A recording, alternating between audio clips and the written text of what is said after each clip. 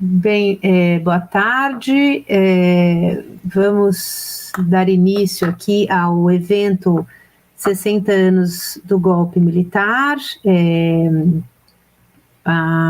O título, né, dado para esse evento é A Memória pelas Lentes de Gênero. Não sei se aguardamos um pouquinho ou se já posso apresentar a programação do nosso evento, porque acabamos de entrar aqui online e pode ser que precisemos esperar, enfim, que o público acesse a transmissão.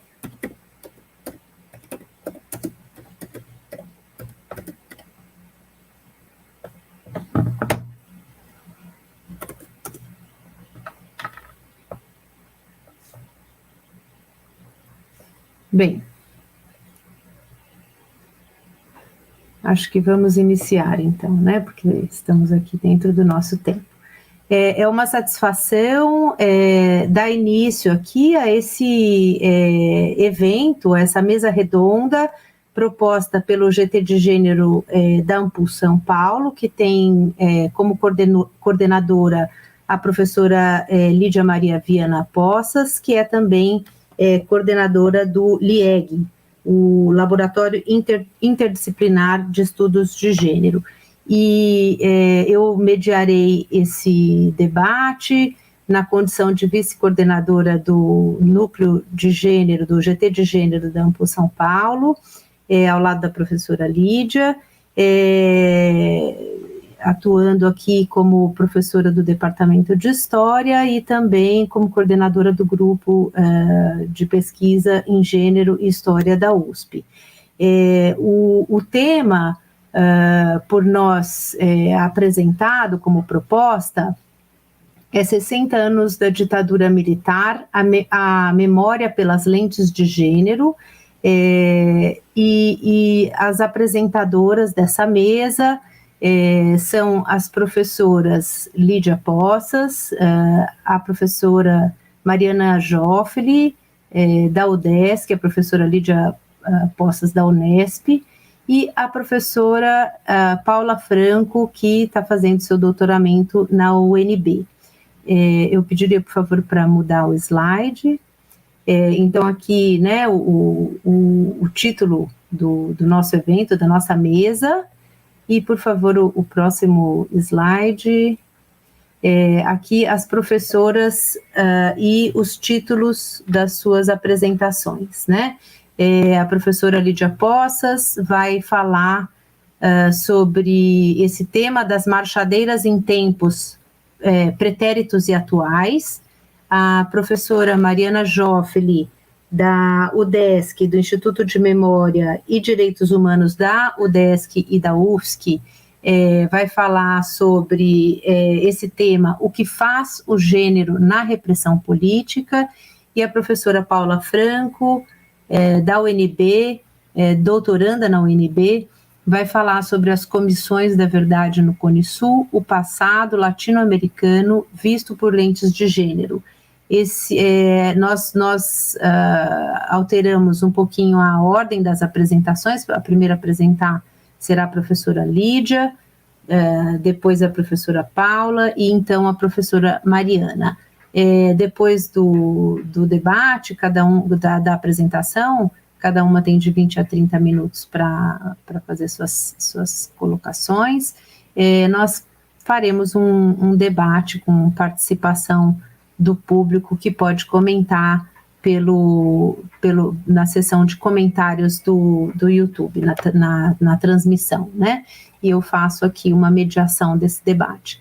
Então, eu dou as boas-vindas, queria falar da importância desse momento, né, da importância de nós discutirmos esse tema, né, o tema da ditadura militar, a presença das mulheres nesse contexto, sobretudo depois de termos vivido aí essa situação de negacionismos, de ataques contundentes à democracia. Então, tanto para a história como um todo, como para a história dos feminismos, é uma tem um significado muito importante nós estarmos aqui debatendo esse tema, né? Então, eu desejo uma boa apresentação e que possamos desfrutar da melhor maneira as apresentações que essas especialistas têm aqui a fazer.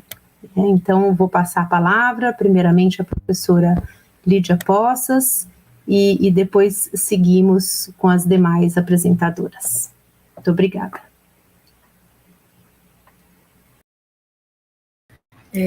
Boa tarde para todas, todos e todes. Né? Essa mesa foi montada e planejada, né, de uma forma bastante afetuosa, porque nós não tínhamos muito tempo, né, para montar, mas nós queríamos estar presentes pelo GT de Gênero da Regional São Paulo. E, com isso, prontamente, as minhas colegas colaboraram. E eu quero colocar que essa proposta, né, dos 60 anos, a gente recordar, rememorar, não é tocar no ponto mais nevrálgico, mas principalmente ver como a historiografia, como a historiografia ela foi sendo revista durante esses anos. Eu posso falar porque eu fui estudante em 64, eu era aluna, estudante da Universidade Federal Fluminense, e eu vivi 64. Né, vivi as marchas, a morte do Edson, a passeata, né, no Rio de Janeiro, as barcas sendo suspensas para que os estudantes não pudessem voltar para Niterói, eu morava em Niterói. Só que, naquele momento, a nossa percepção, enquanto estudantes de história, e depois mesmo como docentes, professoras da rede pública ou das escolas, era explicar a ditadura numa perspectiva militar. Né? Ou então na perspectiva mais estrutural do contexto da Guerra Fria, da Guerra do Vietnã. E a gente foi percebendo, a partir da entrada do segundo milênio, 2001, onde estavam as mulheres, né?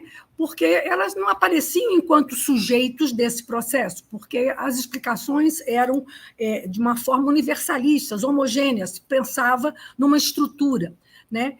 E, nesse momento, então, revendo a historiografia, eu montei um projeto na década já, né, no início da primeira década de 21, sobre as mulheres. E aí eu fui cair, por incrível que pareça, eu fui cair nas integralistas, nas chamadas blusas verdes, né? Porque o integralismo foi um partido de natureza fascista, né, que se tornou partido em 1934, e ele regimentou muitas mulheres no Brasil. Só que qual era a classe social? Eram geralmente mulheres de classe média, professoras, né? E elas tiveram uma produção incrível, havia seção feminina com publicações. Agora, qual era a atuação delas? A atuação das blusas verdes integralistas era filantrópica, elas atuavam com distribuição de leite, elas atuavam com medicamentos, elas atuavam com auxílio às mulheres grávidas nos escritórios locais. Então, aí vocês têm, inclusive, uma foto, né, delas presentes num desfile dos múltiplos desfiles que o país teve. Só que, perpassando a década de 30, né, a queda do integralismo, houve o golpe de 38, elas saíram um pouco de cena, mas, na minha perspectiva, quando eu retomo 64, e vou estudar isso já nas primeiras e segunda décadas de 2000, eu vejo o seguinte: o golpe, havia presenças femininas. E quem eram essas mulheres que ocuparam as ruas e queriam e apoiavam o golpe militar? Eu vou começar com uma frase dos anos 60, quando as mulheres ganham, né, a cena política. E eu tive acesso a essa associação chamada Gandhi, que é a Campanha da Mulher pela Democracia, no Rio de Janeiro. E esses membros eram mulheres muito religiosas que se organizavam, né, entre si nas igrejas e usavam meios de comunicação. Daqui a pouco eu vou mostrar como elas criaram as passeatas, tanto no Rio de Janeiro como em São Paulo. Mas eu quero antes pegar um termo que saiu num jornal, no Globo, de 62, que elas diziam: não tememos nem recuaremos. A nossa posição é irreversível. Que Deus nos ajude a mantê-la. Isso, para mim, teve uma relação muito grande com o momento atual, né? Com a presença de evangélicas, seja nos acampamentos, seja em frente aos quartéis e seja mesmo nos comícios, onde representantes das mulheres religiosas colocam Deus nessa aspiração política, né, de fazer uma democracia como é pensada por esse grupo. Então, eu vou continuar, vou passar um segundo slide, né? Essas mulheres, elas foram também articuladoras do golpe. Né? Nós depois fomos estudando, e no contexto a gente viu a participação dos Estados Unidos, né, na Operação Brother Sun, a presença de navios na costa, a presença do embaixador Lincoln Gordon. De fato, havia articulações distintas, né? Mas essas mulheres participaram do golpe como desencadeadoras de desestabilização, né? E garantindo a opinião pública, né? Uma opinião pública para legitimar a intervenção. Elas queriam a intervenção, me lembrei delas muito quando eu vi nos jornais nossos atualmente, né, no ano passado, antes do golpe de 8 de janeiro, elas implorando, rezando, com o terço na mão, ajoelhada na frente dos quartéis.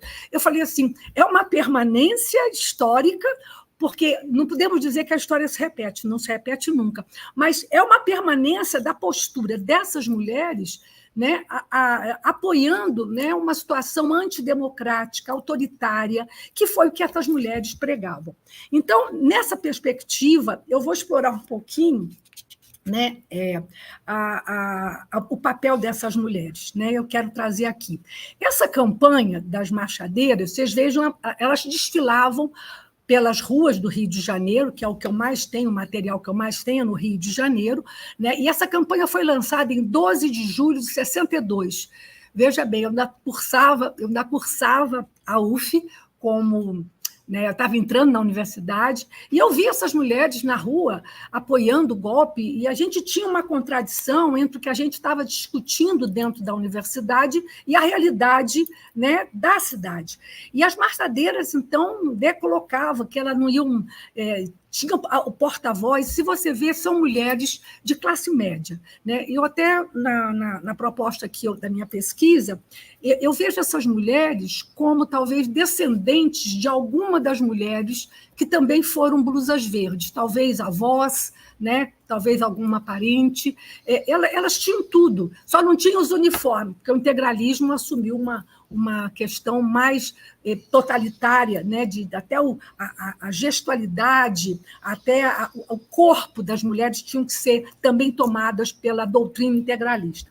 Então, continuando com isso, né, no Brasil, nós estávamos vivendo um momento, né, de crise do governo Jango Goulart, né, a questão, né, havia uma opinião pública sendo fomentada pelos meios de comunicação do perigo vermelho, que é interessante, que está até hoje, né? Elas falam muito num perigo vermelho, elas não conseguem distinguir que nós estamos em uma outra conjuntura, em um outro contexto histórico, mas como é que fica isso no imaginário, né, desse movimento hoje conservador, de direita, fascista, que foi os últimos 4 anos do nosso governo anterior. E com isso, né, nesse contexto, né, o Jango Goulart queria fazer reformas, era um governo, talvez ele vem, né, do sindicato, dos trabalhadores, do PTB, né, e ele tem uma grande frente de oposição, que era a UDN, a União Democrática Nacional, né, que tinha já implementado e já estava se preparando para apoiar o golpe com todas as suas forças. Então, uma coisa que ficou clara anos depois foi que o golpe não foi dado por apenas um grupo, foi apoiado pela burguesia nacional, foi apoiado pelos militares, teve apoio internacional. Então, né, e aí o Globo, que é um jornal até hoje, né, um pouco de facção, né, ele fez uma entrevista com as mulheres da CANT, né, e ele tinha manchete: mulheres brasileiras, a mulher brasileira está na trincheira. E elas assumiram esse papel de estar na trincheira do golpe, elas não iam deixar que o governo do João Goulart permanecesse. E aí a trincheira é ela defendem seus lares, seus filhos, no movimento de preservação do lar, da família, que estariam ameaçadas por uma minoria subversiva. Veja como esse discurso, né, essa retórica, perpassava os grupos. Elas eram tão fortes que elas tinham sede no país inteiro, Nordeste, Sudeste e Sul. Foi onde eu encontrei os maiores movimentos da Cândido, né? Conseguindo com isso, né, a gente vê, eu tenho aqui as cartilhas que eram distribuídas pela Blusas Verdes, eu encontrei entre elas. Por isso que eu senti que, no 64, havia ainda resquícios, né? Ainda indícios de muito do discurso integralista, que, de fato, teve educação, alfabetizou, fez um movimento incrível, inclusive um movimento de mídia, porque eles fizeram muitos documentários, eles usaram a fotografia como propaganda. No Brasil, um dos partidos que mais teve acesso ao público foi o Partido Integralista, devido ao uso visual. Eles tiveram a divulgação feita por filmes, por fotografias, que foi intensa, né? E aqui, né, os movimentos dessa família, no caso, essa aqui é da Praça da Sé, em São Paulo. Então, esse movimento, que eu estou chamando da Cândido, ele foi criado também com a Lindel, que era o Movimento de Liberdade Democrática de Belo Horizonte. Também foi um movimento muito forte dessas mulheres, né? Também no Sul, a Gaúcha. Então, a Cândido, os seus membros se reuniam e tinham o apoio da Igreja Católica, né? Inclusive, eu fui buscar nessa pesquisa que, nesse momento, tinha chegado no Brasil um padre, que eu vou tornar a falar, e ele, depois eu fui pesquisar, ele foi um agente da CIA. E ele era católico e tinha o apoio dos bispos e dos cardeais do Rio de Janeiro, né? Agora, como essas marchadeiras, esse termo elas não usavam, elas usavam mulheres. Essas marchadeiras foi o nome porque elas promoviam várias marchas. Eram marchas com um grande número de pessoas, com crianças, né? Elas colocavam as empregadas domésticas para usar os telefones. Uma coisa, elas criaram uma rede de propaganda.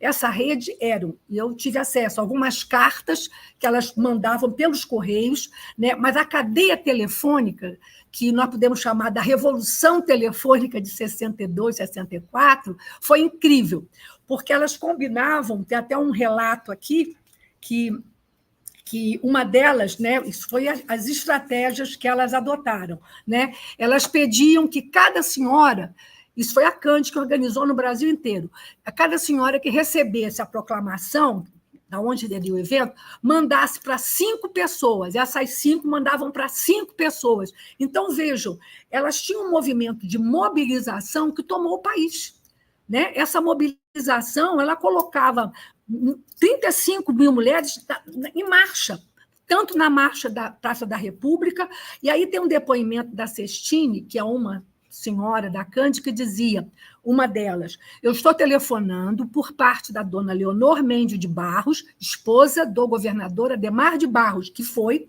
um apoiador do golpe. Pedir à dona da casa que na quinta-feira haverá na Praça da República a Marcha da Família, com Deus, liberdade. Os slogans são os mesmos. A dona Leodora espera vê-las nesse dia, na Praça da República, seja no Rio, seja em São Paulo. Então, esse sistema de rede que nós hoje temos, a internet, né, o Face, o Instagram, o Facebook, foi, na época, assim, um elemento positivo dessa mobilização das chamadas marchadeiras, né? Foi muito positivo isso. E, nessa perspectiva também, né, elas criaram, aí que entra o padre Patrick Peyton. Ele era um agente da CIA, ele já tinha andado na Irlanda, nos movimentos da Irlanda, dos Estados Unidos na Irlanda, na Guerra da Irlanda, na Califórnia, naquele movimento hippie, quando houve, né, as questões, né, e nisso ele chega ao Brasil, no final de 62, autorizado. E é em cima dele que ele fazia essa mobilização nas igrejas, junto com os padres, né, e como isso deveria ter feito. Pela foto acima, vocês podem ver a logo da CANDE, a bandeira que elas iam levando, e pode ver que são senhoras de idade, quer dizer, senhoras que foram, né, movidas por um sentimento religioso, talvez equivocado do que seja a atuação delas como mulheres, né? Mães, elas falavam muito na questão das mães, cuidado com os filhos, porque o comunismo avança. Então, a produção da CANDE foi muito assim, ativa e comunicativa. Foi impressionante como esse grupo, né, essas estratégias de mobilização delas, porque elas conseguiam reunir 500 mil pessoas no Rio de Janeiro. Eu cheguei a ver uma delas com um terço na mão e rezando, né, e dando apoio, né, aos militares. Elas tinham esse apoio, elas forneciam essa legitimação que era preciso, que o golpe viria para legitimar uma situação intragável para a família brasileira, Deus, pátria e família. E, com isso, essas lideranças se organizavam, né, e elas foram, né, prosseguiram, né, com esse processo, e depois elas permaneceram, né, muitas delas permaneceram com esses apelos populistas que vieram logo depois de 64, né, e criticando o comício na Central do Brasil. E eu coloco aqui, eu fiz um artigo para tratar disso com depoimentos, né? Eu me lembro que quando eu fiz esse artigo, eu não vou dizer a editora, me pediu para publicar, e eu mandei esse artigo. E a editora não quis aceitar esse artigo, dizendo que era um pouco impróprio, né? Uma vez que eu estava tocando num assunto que não tinha muito público, eu não sei, deu um parecer, eu tenho esse parecer. E esse artigo meu, sobre as marchadeiras, ele foi publicado numa revista espanhola, né, de uma amiga minha, da Universidade de Valença, e foi publicado, e está disponível. Né, agora, como que eu faço, né, essa relação? As marchadeiras ontem, as marchadeiras que eu não posso chamar de marchadeira, porque eu acho que tem que ter uma denominação específica dessas mulheres que marchavam, né, em conjunto, eu acho que esses comícios, né, e essas aglomerações de mulheres de direita, inflamadas, né, que estavam lá no golpe de 8 de janeiro, chamando as demais mulheres. Então, a ser feminista, né, pesquisar gênero, a gente tem que perceber que nós temos outras mulheres que têm outros significados e outras percepções. E eu penso que o momento atual é um momento sério, é um momento que nós estamos vendo a força, né, do trabalho dessas mulheres. Muitas estão na universidade, outras conseguiram ser eleitas deputadas, né, e são antifeministas. Inclusive, elas têm publicações sobre isso, e tem, inclusive, grupos, né, blogs antifeministas. Então, é um estudo que eu, de fato, parei de fazer lá por volta de 2010, porque eu passei a trabalhar com outra temática, mas também dentro da ditadura, que foi a viuvez, e aí fica, né, para perguntas de vocês, talvez uma marcha, um grupo de marchadeiras de mulheres, né, presentes, né, que foi significativo para que o próprio discurso do Castelo Branco, na posse, ele faz uma alusão à importância dessas mulheres que sabem muito bem o que o Brasil precisa. É isso, e eu agradeço a atenção. Aqui estão as referências, tá? Que eu dei para vocês, e aqui o meu livro, na revista Novas Tendências Antropológicas, que está disponível, tá, para vocês. E aí eu não pude deixar de colocar a intervenção militar urgente já, de mulheres, né? E o último discurso, gente, que aquilo, lá em São Paulo, né, na Avenida Paulista, quando ela, principalmente a ex-primeira-dama deste país, num discurso inflamado, religioso, pedia quase que o golpe fosse dado, em nome da democracia e do povo brasileiro. Obrigada. Obrigada, Lídia. Obrigada pelas reflexões importantes, pelos elementos que você traz aqui, né, que trazem à consciência preocupações muito legítimas e sérias, né, em relação a esse tipo de participação. e voltaremos a conversar aqui até o final dessa sessão. Eu queria chamar agora a participação a Paula Franco, né, que vai apresentar sua fala aqui com o título Comissões da Verdade do Cone Sul, o passado latino-americano visto por lentes de gênero. Boa tarde, Paula, obrigada pela participação. Eu passo a você aqui a palavra. Boa tarde, professora Estela. Boa tarde às demais participantes da mesa. Inicio, então, a minha fala agradecendo pelo convite feito pela professora Lídia Poças e também gostaria de agradecer a professora Estela Mares, elas duas que são nossas anfitriãs, reforçar a importância do grupo de trabalho de gênero na Ampul São Paulo e em outras Ampuls também dos estados brasileiros, e dizer que é uma honra estar aqui hoje, inclusive com duas ex-professoras, a professora Estela Mares, que foi minha professora da graduação, e a professora Mariana Joffeli, que tem sido minha orientadora de pós-graduação, foi minha orientadora do mestrado, me co-orienta agora no doutorado, e que é uma super inspiração nessa vida acadêmica também. Bom, feitos os agradecimentos, então, queria contar um pouco como eu chego nesse tema que eu quero conversar aqui um pouco hoje com vocês, né? Que é a questão das comissões da verdade do Cone Sul e a relação dessas comissões com as questões de gênero. A minha trajetória dentro desse tema, ela se inicia há uns 10 anos atrás, mais ou menos, quando eu comecei a trabalhar na Comissão Nacional da Verdade.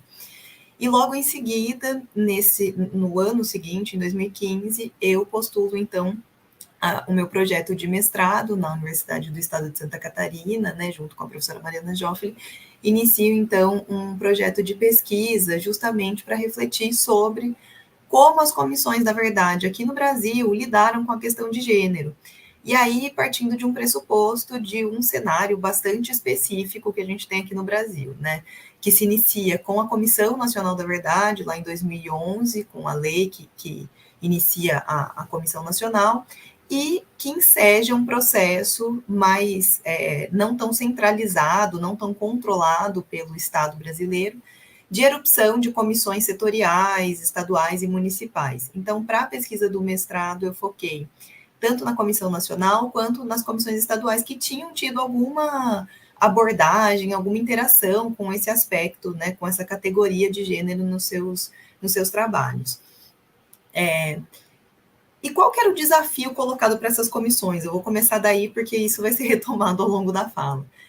Primeiro, era um desafio, lá em 2011, mobilizar uma categoria para olhar para um passado no qual essa categoria não estava bem colocada, ela não estava ali apresentada, né? Gênero como uma categoria de análise não estava colocada nos anos 60 e 70, que eram o centro, o foco da análise das comissões da verdade.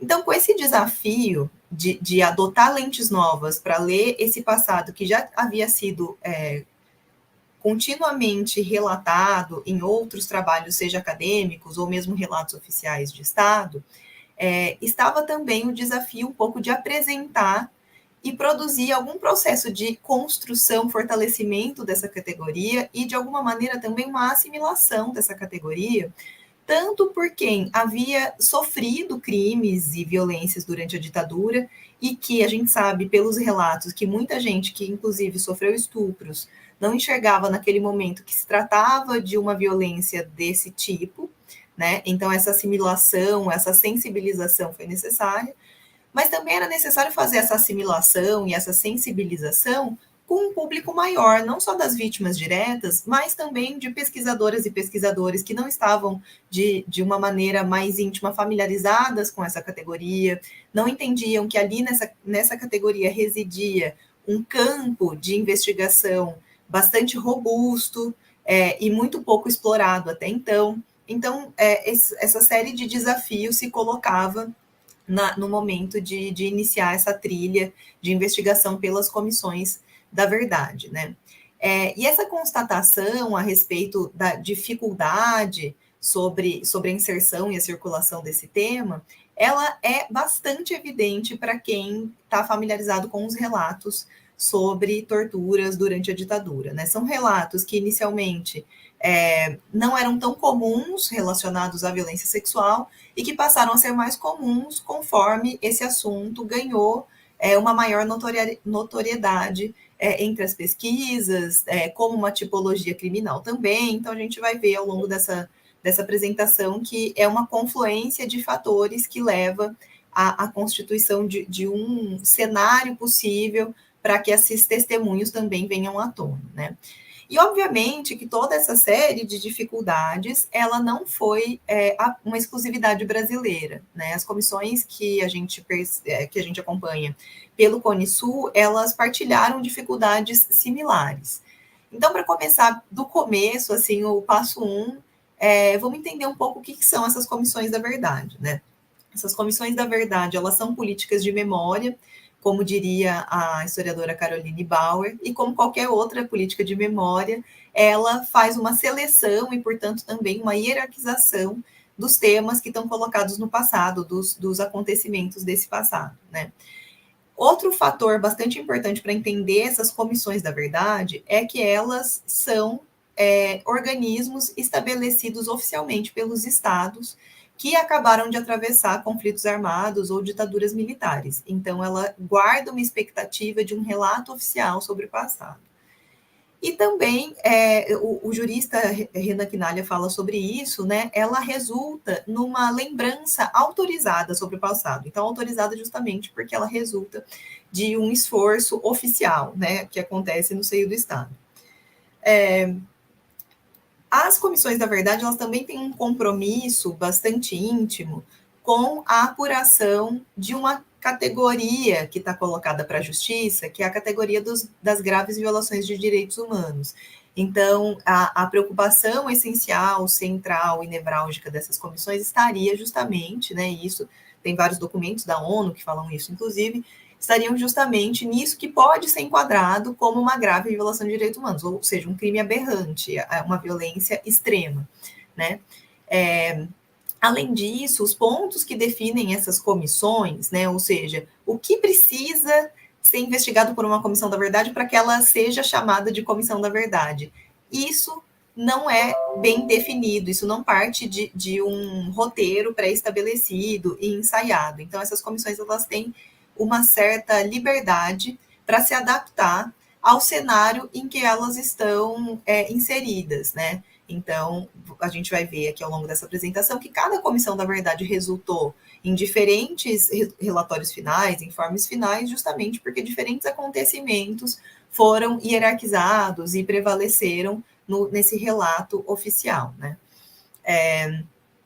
Então, justamente por esse motivo de não haver um roteiro tão bem estabelecido, conforme essas comissões foram aparecendo de país em país, e às vezes no mesmo país várias edições, esse repertório temático foi sendo cada vez mais adensado por novas preocupações e novos temas esses que obviamente dialogavam com a contemporaneidade daquelas comissões, né? Para essa apresentação aqui de hoje, eu vou partir, sobretudo, de uma reflexão que eu fiz num capítulo desse livro aqui, que é o Violência de Estado na América Latina, que é um livro de 2018, no qual eu parto um pouco do que estabeleceu uma autora chamada Julie Guillerot, e que num texto de 2009, ela setoriza as experiências das comissões da verdade pelo mundo, no que diz respeito ao avanço que essas comissões tiveram no debate de gênero, né? E para Guillerot, essa separação seria feita entre três conjuntos diferentes de experiência. Então, seria uma primeira geração de comissões da verdade que invisibilizaram praticamente de forma absoluta o tema relacionado às questões sexuais e de gênero, uma segunda geração que dá uma visibilidade parcial e superficial ao assunto, e uma terceira geração que visibiliza de uma forma bastante estatutária o tema. Então, o que eu propus nesse capítulo de 2018, que eu gostaria de explorar um pouco aqui, trazendo alguns novos elementos, né, que vieram depois de 2018 para esse debate, é partir desse pressuposto da Julie Guillerot, de setorização, de modo um pouco a recompor esse cenário, muito respeitosamente ao estudo dela, que é um estudo bastante profundo, dividindo as experiências exclusivamente latino-americanas de abordagem de gênero para crimes da ditadura e de conflitos armados. Então, eu proponho aqui, na verdade, 2 gerações para a gente fazer essa análise. Uma primeira geração, que seria uma geração chamada de geração Nunca Mais, e uma segunda geração, que é uma geração que começa a tratar o gênero como paradigma. Para fazer essa divisão, eu não estabeleci um critério bastante restrito de tempo. Então, eu uso dessa palavra geração, mas o meu critério é muito mais relacionado à qualificação que esse tema ganhou no interior dessas comissões, na verdade. Então, nessa primeira geração dos Nunca Mais, é uma ideia que parte do que aconteceu na década de 80, então, quando os países latino-americanos estavam recém saindo das suas ditaduras.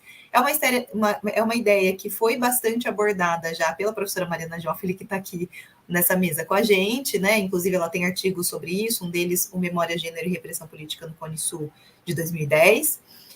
E o que eu percebo, olhando os informes, que são esses informes logo recém-saídos das ditaduras, é que para entender se existe qualquer concepção ali, qualquer preocupação que hoje a gente pode estabelecer que é uma preocupação advinda dessa categoria de análise que é o gênero, elas são preocupações que precisam ser garimpadas naqueles relatórios, ou seja, elas não têm um destaque muito central naqueles documentos, né? Compõe, então, esse primeiro momento, essa primeira geração. Primeiro, a experiência argentina com a Comissão Nacional sobre Desaparecimento de Pessoas, a CONADEP, que lança o informe Nunca Mais e um pouco inaugura essa tradição de relatórios de Estado com esse tema e estabelecendo um pouco esse divisor de águas, né? Então, Nunca Mais, entendendo que o que veio antes não pode ser repetido. O relatório da Argentina, ele é de 1984, e a ditadura lá acaba em 1983, então é recém-saído, né, da ditadura mesmo.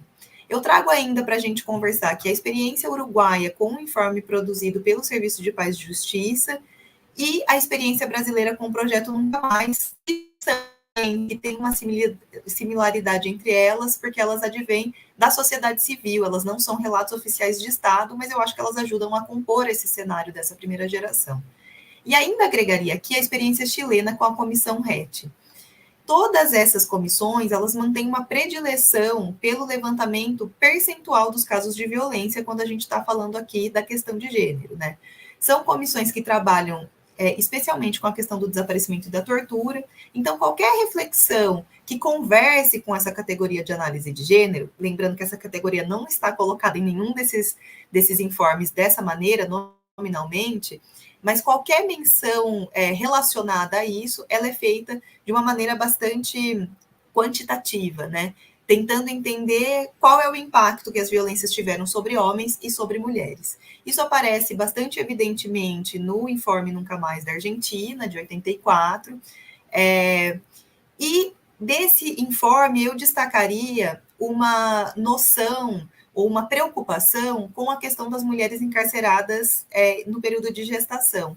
Isso, evidentemente, resulta de um sistema de roubo de bebês que aconteceu na Argentina. Então, tem esse entendimento de quantas foram as mulheres aprisionadas enquanto estavam grávidas, ajuda a entender um cenário maior, né? A gente vai ver que os destaques de cada um desses materiais, eles conversam com as histórias e as especificidades das ditaduras nesses países.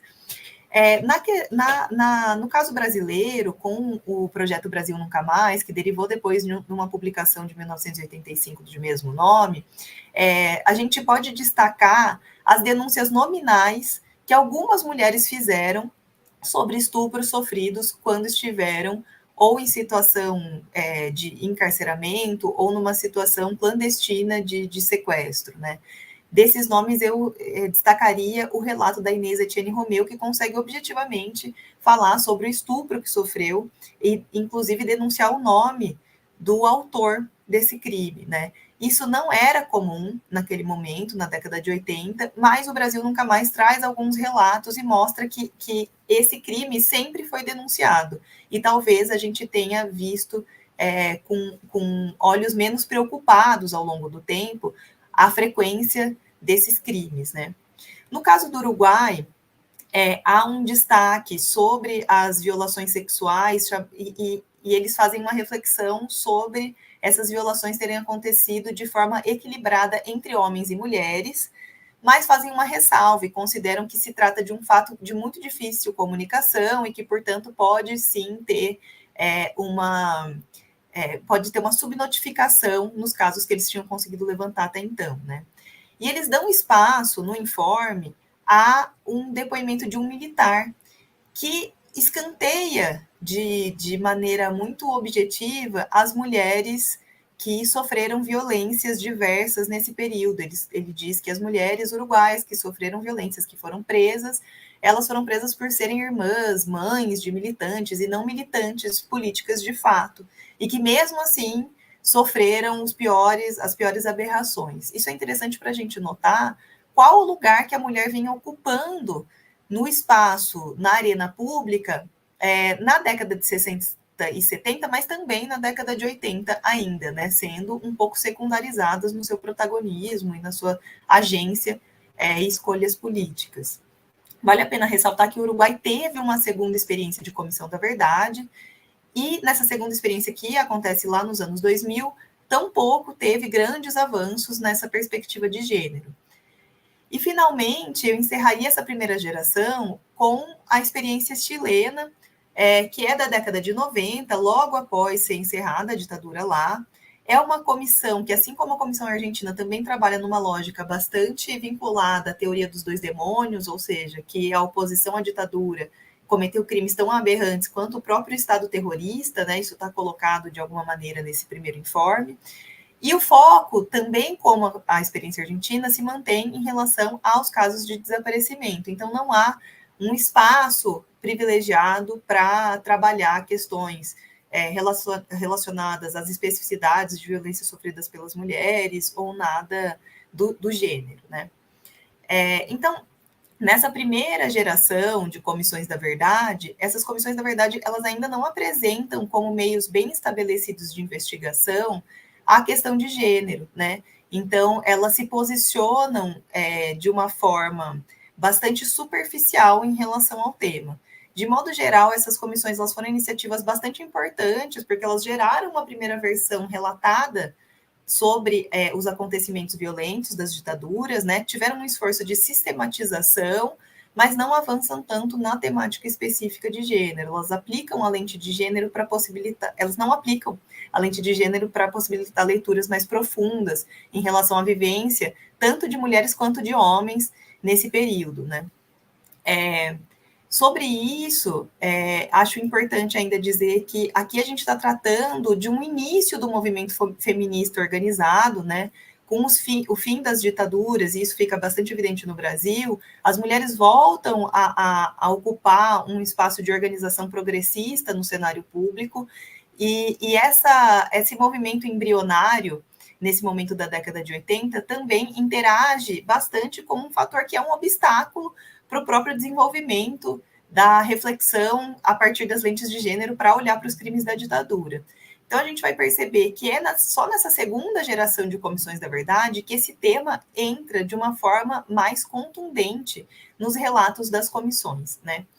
E aí, nessa segunda geração, eu acho que, apesar de não estar restrita aos países que eu tratei na primeira geração, valeria a pena lembrar dos casos da Guatemala e do Peru, que tiveram trabalhos incríveis em relação à questão de gênero, né? Primeiro porque a Comissão Guatemalteca de 98 consegue avançar bastante na categorização da violência sexual. Eles partem de um princípio em que as mulheres não falavam daquilo, então um início de trabalhos bastante difícil, e conseguem avançar bastante com o decorrer dos trabalhos, com a coleta de testemunhos, e conseguem elaborar uma interpretação bastante refinada sobre a interação da violência sexual com a questão do foco étnico, né? Porque as mulheres guatemaltecas foram atingidas numa tripla identidade, né? De opositoras a um regime estabelecido, como um grupo étnico que estava sendo escanteado e alvo de muitas violências, e também como mulheres. Então, nessa tripla identidade que se desenvolveu esse tipo de violência específica, né, uma violência sexual.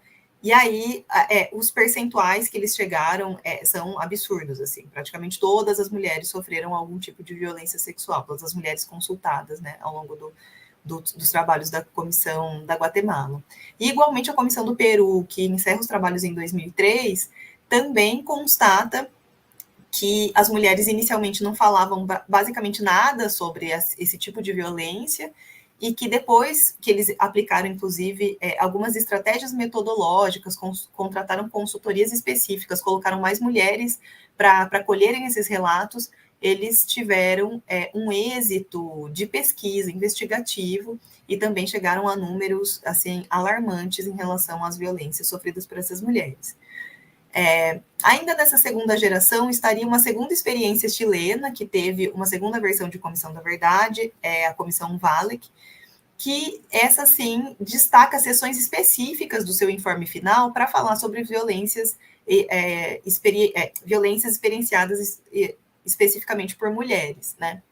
Além de relatar casos que vão sendo colocados ao longo do informe, essa comissão ela também destaca as consequências dessas violências. Então, ela fala sobre traumas, sobre a dificuldade de comunicação das mulheres que sofreram esse tipo de violência. Eu falo em mulheres porque, majoritariamente, ela foi sofrida por mulheres, ou constatou-se até hoje que foi sofrida por mulheres. Então, ela avança um pouco também na temática. E nessa segunda geração também está a Comissão Brasileira, né? Eu já estou finalizando, tá, gente?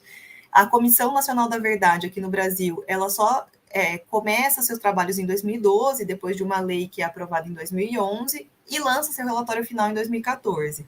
Pela experiência brasileira, a gente tem um resultado bastante robusto de pesquisa, né? Além de ter um grupo de trabalho específico que efetivou entrevista, dispôs de questionários específicos para apuração desse tipo de acontecimento violento, esse grupo também redigiu um capítulo final, né, violência sexual, violência de gênero e violência contra crianças e adolescentes, que está no relatório da Comissão Nacional da Verdade.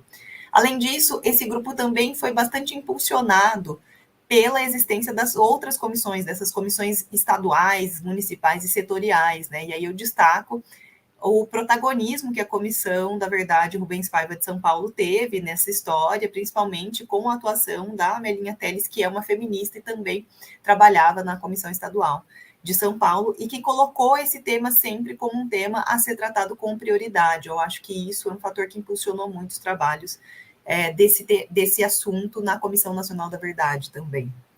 O capítulo final da CNV sobre isso, da Comissão Brasileira, ele focou os esforços em definir os acontecimentos brasileiros dentro de um panorama bem estabelecido de normatização advindo do direito internacional dos direitos humanos. Então, concatenou todos os relatos, os testemunhos sobre as violências sofridas com essa perspectiva de gênero, com uma herança que a gente já tinha nesse momento, lá em 2014, de convenções internacionais que postulavam isso, tribunais penais internacionais que avançaram bastante na tipificação criminal sobre esse tipo de violência. Porque, vejam bem, não se trata apenas de violência contra a mulher, como a gente convenciona chamar para violências de âmbito familiar. Se trata de uma violência de Estado com uma especificidade de gênero, né? Ou seja, uma violência que está ali em diálogo com algo que é sistêmico da nossa sociedade, que é o patriarcado, né? Então, de forma mais ampla, essas comissões da segunda geração, elas conseguiram trabalhar com questões diversas e trazer matizes para complexificar um pouco o panorama de gênero em relação a esses crimes acontecidos no passado, né? E aí, para finalizar mesmo, eu acho que vale a pena a gente ressaltar que as comissões, na verdade, elas não encerram um panorama, um processo político para a constituição da memória coletiva e nem para lograr a verdade pública a respeito desses acontecimentos, né? Então, se a gente pegar a comissão argentina lá da década de 80, que é a primeira, é a que inaugura um pouco a tradição das comissões na América do Sul, a gente vai ver que nela não tem grandes avanços quando a gente pensa na questão de gênero. Contudo, nos últimos anos, a Argentina avançou bastante na concepção sobre como as mulheres foram alvo de violências específicas durante a ditadura e como o gênero conseguiu operar sistematizações de ações violentas e repressivas, né? E aí eu destaco tanto o protagonismo das mulheres nos movimentos de memória, verdade e justiça, o que não aconteceu só lá, mas também aqui no Brasil e em todos os países da América do Sul, e destaco também as causas judiciais que já abarcaram a questão de gênero e os crimes sexuais como tipologias criminais para fazer a punição dos torturadores e executores, né, terroristas durante a ditadura argentina. Então, com isso, eu finalizo. Desculpa se eu passei um pouquinho do tempo, agradeço pela atenção. Foi ótimo, Paula, obrigada pela apresentação tão qualificada, cheia de dados, estratégias aí para analisar, né, interpretar as fontes desses relatórios das comissões da verdade que você está estudando, né? Voltaremos também aí para o debate. E você não passou do seu tempo, não, tá tudo certinho aqui. Bem, então eu quero agora chamar a professora Mariana Joffeli, da Universidade Estadual de Santa Catarina, que vai fazer sua apresentação, intitulada O que faz o gênero na repressão política. Então, uma satisfação, Mariana, poder te ouvir e acompanhar aqui as suas reflexões. Deixo você com a palavra. Tá joia, muito obrigada, Estela, um super prazer estar aqui, uma honra, na verdade, estar aqui, até porque eu não sou tanto do campo de gênero, então fiquei muito, muito lisonjeada com o convite da Lídia Poças. É um prazer estar com você, Estela Franco, que foi minha colega de graduação, e também com a Paula Franco, né, que foi me orientando, e é bonito ver essas diferentes gerações aqui, discutindo essa temática tão importante, né? A gente vai vendo como essas temáticas vão mudando ao longo do tempo e vão ganhando diversificações, né? Vão ficando cada vez mais consistentes. Então, para hoje, eu quis trazer uma fala, e eu vou passar um pedacinho dela, se vocês me permitirem, da Eugênia Zerbini, que é filha do general de brigada legalista Euriali de Jesus Zerbini, que logo depois do golpe ele perde o posto, né? Ele era então um general que era contrário ao golpe, e filha também da assistente social, advogada e fundadora do movimento feminino pela anistia, Terezinha Zerbini, né? Então eu queria pegar um pouco esse caso dela, né? Que me parece muito significativo para ilustrar justamente um trabalho que eu fiz já faz algum tempo, uma publicação que eu fiz sobre a questão da violência sexual, né, durante a ditadura militar, e aí estou pegando alguns casos aqui da América do Sul e pensando como houve todo um percurso, né, um pouco até como a Paula apresentou, até que os crimes sexuais pudessem ser ressignificados, repensados publicamente como crimes que são crimes do Estado, né, que são crimes que têm uma categoria política, né, que não são crimes, digamos, da ordem privada, né. Então, esse caso da Eugênia Zerbini, ela foi presa, a mãe dela, na verdade, a Terezinha Zerbini, foi presa na Operação Bandeirante, em fevereiro de 1970. Ela já havia sido detida para prestar declarações no ano anterior. E, então, em 70, os agentes da UBAN invadem a casa dela, da família, eles vêm armados de metralhadora, e é significativo que quando eles invadem a casa, o pai, o general, né, deposto, ele pergunta a quem o senhor se reporta, né, para o agente ali principal que estava comandando a ação, e a resposta não, é um órgão novo, não é do seu tempo, né? Como se, por ser um órgão novo, ele não seguisse as mesmas regras da hierarquia do Exército, né? Como se ele não precisasse, então, das satisfações dessa ação. E, bom, desculpem, a Eugênia Zerbini foi violentada na Operação Bandeirante, que era essa operação que foi criada em 69 para combater especificamente a dissidência política, né? Então, e nessa situação ainda era um experimento repressivo, que depois vai ser institucionalizado nos doicodes, né? E ela foi falar dessa experiência pela primeira vez em 2013, numa entrevista que ela concede para a revista Brasileiros, e depois ela repete o relato nessa audiência conjunta da Comissão Nacional da Verdade e da Comissão Estadual da Verdade, Rubens Paiva, que tinha como tema militares que existiram à ditadura. Então, eu vou colocar um trechinho da fala dela para, em seguida, poder analisar. Só um instantinho, por favor.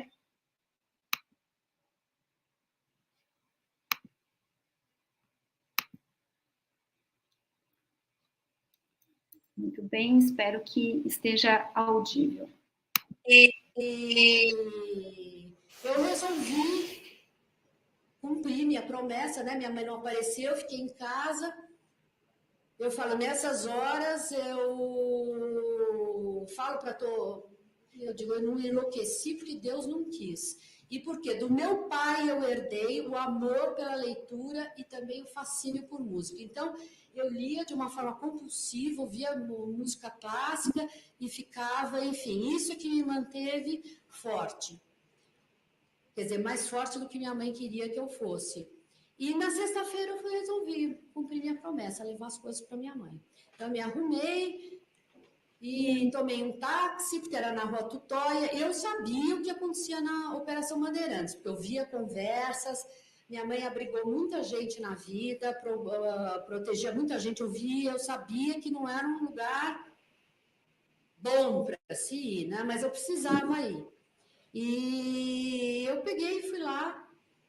Não tinha ninguém fardado, tinha um rapaz na porta. Eu já falei que eu era filha do general Zerbini, aquilo, nunca ninguém sabia. Falava general naquelas épocas, ninguém sabia.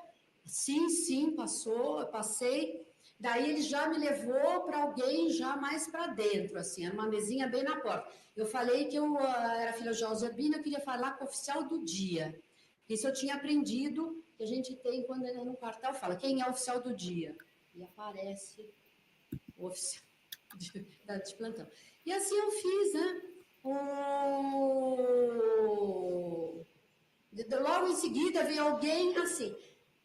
Ninguém usava crachá, quem já teve, vários de vocês já passaram por lá. Ele veio, fui numa sala, a única coisa que me chamou a atenção era uma sala muito nua, não tinha nada, assim, não tinha nada de referência, não tinha folhinha, não tinha não tinha nada para se ter referência. Nem a fotografia do Garrastazu Médici, que em todos os lugares públicos normalmente estavam. E ele apareceu e disse, o que você veio aqui? Eu disse, vim trazer essas coisas para minha mãe. E ele disse, eu sou filha da Terezinha Zerbini. Disse, o que a sua mãe fez? Daí eu, assim, até hoje me arrependo quando eu vou falar minhas coisas com duplo sentido, com aquilo que eu acho um pouco de maldade. Eu falei, vocês devem saber melhor do que eu, porque vocês que prenderam, não fui eu. Eu acho que eu não devia ter dito aquilo. Pois não, levantei, daí ele me agarrou e eu fui violentada ali. Eu não sei como eu saí. Aquelas coisas assim, estava muito confusa. De repente eu estava na rua. Eu só pensava assim, e aquele bairro chamava Paraíso. Eu falei, aqui no Paraíso eu preciso ir embora. E eu me lembro assim, não olha para trás, vai, que ainda vão. Uma coisa, foi tudo muito rápido. Eu saí andando pela Rua Tutóia, peguei um outro táxi e voltei para casa. Meu pai vinha sexta-feira de Jacareí, porque ele morava na fábrica, ele não morava em São Paulo. Então, eu falei, daqui a pouco meu pai vai chegar e... parecia um pesadelo, uma coisa, eu não sei também se eu lancei... enfim, tomei banho, não sei o quê, me arrumei. Meu pai chegou, eu falei, papai, eu gostei muito. Nós tínhamos uma relação muito próxima, extremamente carinhosa, nós tínhamos um mundo interior de leitura, de gosto, muito semelhante. E ele, a primeira coisa que ele perguntou, você levou as coisas para sua mãe? Eu falei, sim, levei. E está tudo bem com você? Eu falei, está. Eu falei, o que eu ia falar para ele? Quando meu pai se casou, quando eu nasci, meu pai tinha 47 anos. Eu sou a primeira filha dele, ele nunca tinha tido filhos. Então, tinha uma ligação muito especial entre nós. E os pais que estão aqui presentes sabem que para todo pai, a filha é uma princesa, né? Elas não crescem, elas são seres atemporais, cheios de candura, de sonhos. Como é que eu poderia falar para ele o que tinha acontecido? E eu tive ainda a lucidez de pensar, ou talvez foi a coisa que me ajudou a digerir tudo isso, engolir tudo isso, porque digerir, acho que eu nunca digeri muito bem. Agora é que eu tornei isso público, é que me tornou esse peso mais leve. Não foi para mim que isso foi feito. Não foi para mim, Eugênia Cristina. Foi a filha do meu pai. Eles estavam querendo fazer isso para atingir meu pai e minha mãe. Sabe, pensando aquilo, não é nada pessoal. Eu fui um veículo que serviu para aquilo, que estava ali à mão. Não foi eu, a minha pessoa. Foi uma outra. Aqueles deslocamentos que a gente faz. Foi a outra. Foi a filha deles que serviu isso. A minha avó era uma pessoa muito carinhosa também, a mãe. Bom, gente, desculpem o trecho longo, mas eu acho que tem vários elementos significativos e eu vou falar de alguns e depois a gente pode discutir outros com as perguntas, né, e os comentários.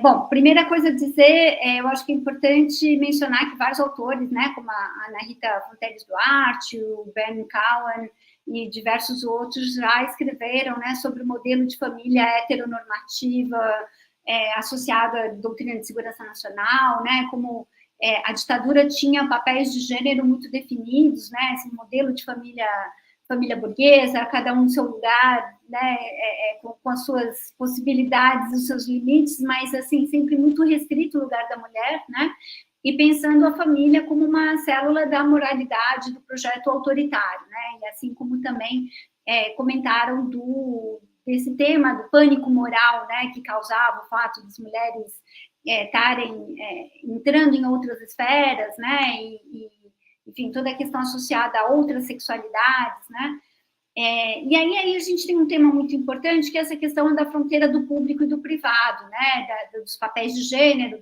da identidade de gênero, que é uma identidade de si para si, mas é também de si para os outros, né, e outros autores também vão pensar, e autoras principalmente, vão pensar muito esse tema da transgressão das mulheres que se envolveram na luta armada, as presas políticas, né, e tem todo o trabalho do Laboratório de Estudos de Gênero da Universidade Federal de Santa Catarina, as professoras Joana Maria Pedro, a Cristina Shelby Wolf, a própria Lídia, que também atuou lá, né, e aí eu queria falar um pouco dessa questão.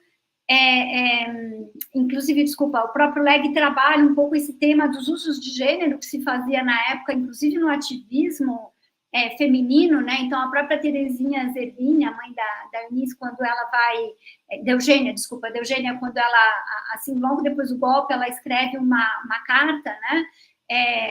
Falando mal do golpe e criticando o golpe, que acaba sendo publicado no jornal Última Hora, em que ela vai lembrar das mães cujos filhos foram presos logo após a entrada dos militares no poder, né? Então, essa questão de gênero muito forte aí durante a ditadura. Então, eu queria pensar um pouquinho essa cena que ela descreve, né? Então, primeiro ponto, esse lugar militarizado, né? Que é um lugar de uma exacerbação do masculino, da virilidade, né? Então, ela chega ali e ela pergunta pelo oficial do dia, né?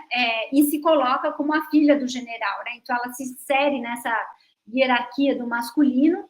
Por outro lado, é um órgão em que ninguém estava fardado, né? Que as pessoas não estavam identificadas, em que os espaços não tinham nenhuma identificação, nem adorno, né? Quer dizer, nem a foto do presidente estava lá, né? Então, isso a gente percebe muito claramente esse lugar de legalidade e ilegalidade simultâneos que representava a Operação Bandeirante, né?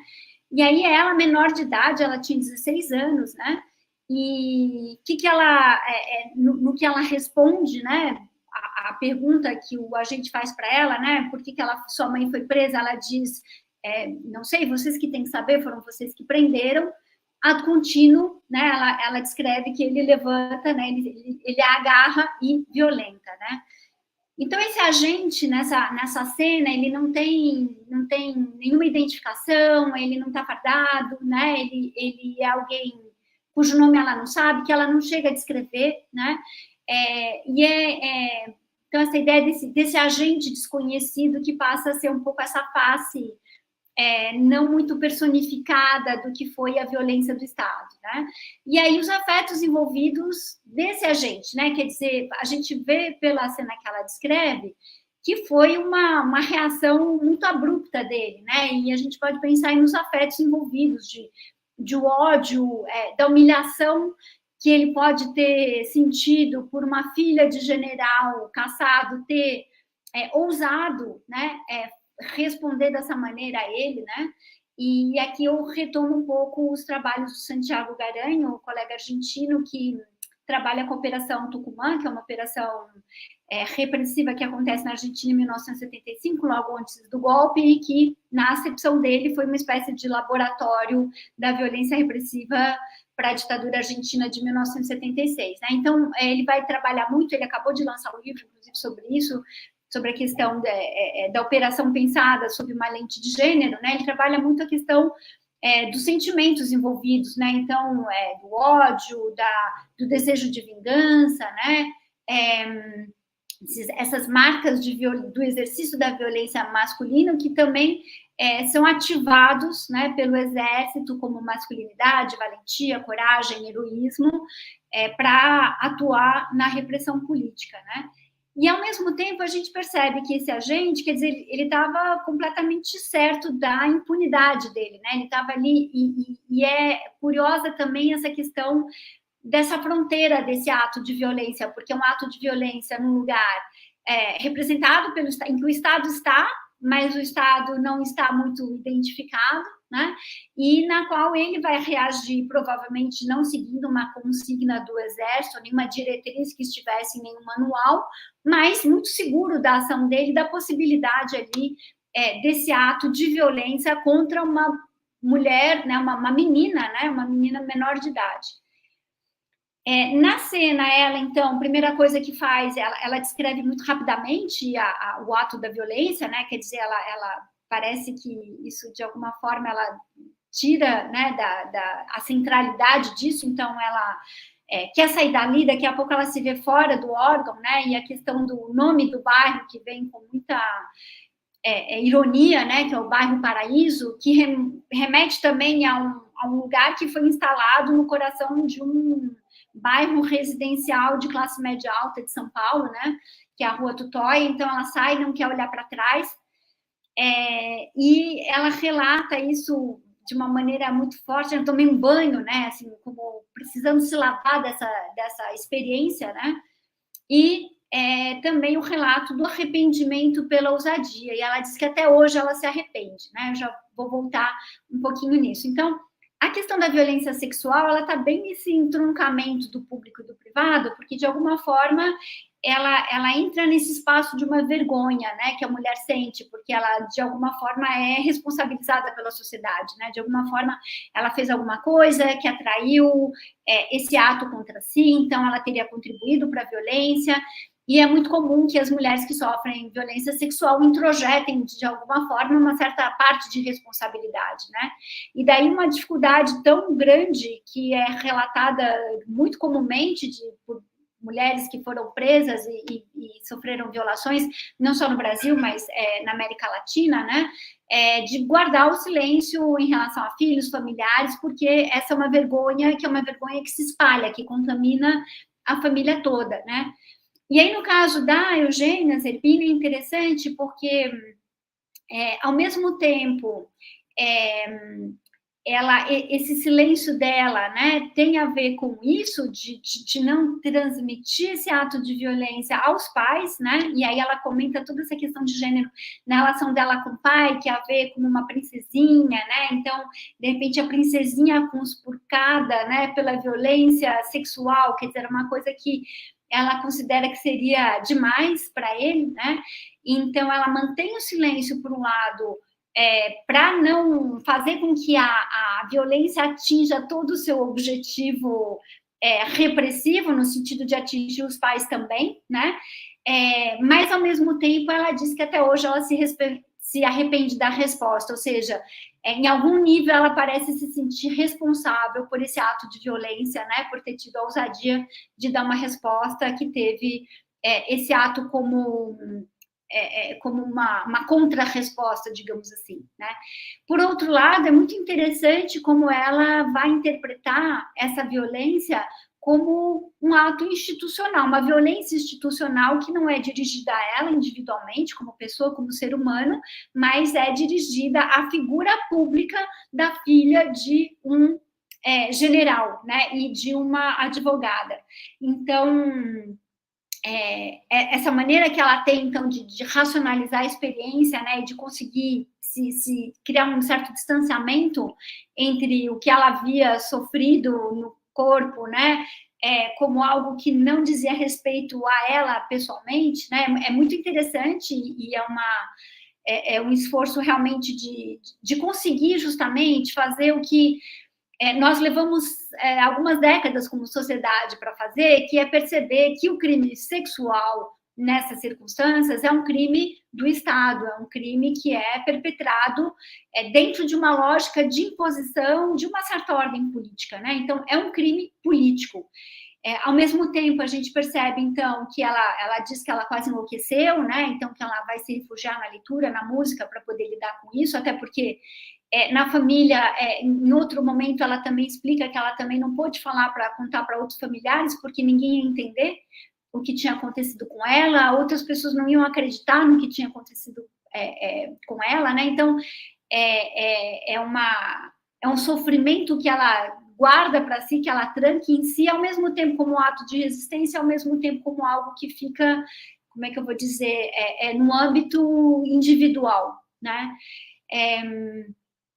Então, essa questão toda, né, do isolamento social, de ter que lidar com essa experiência. E aqui eu já me oriento aqui para o final, para a conclusão, né? Então, essa discussão sobre como nós levamos muito tempo como sociedade, né, para abrir espaços de escuta, para pensar a questão da violência sexual como uma violência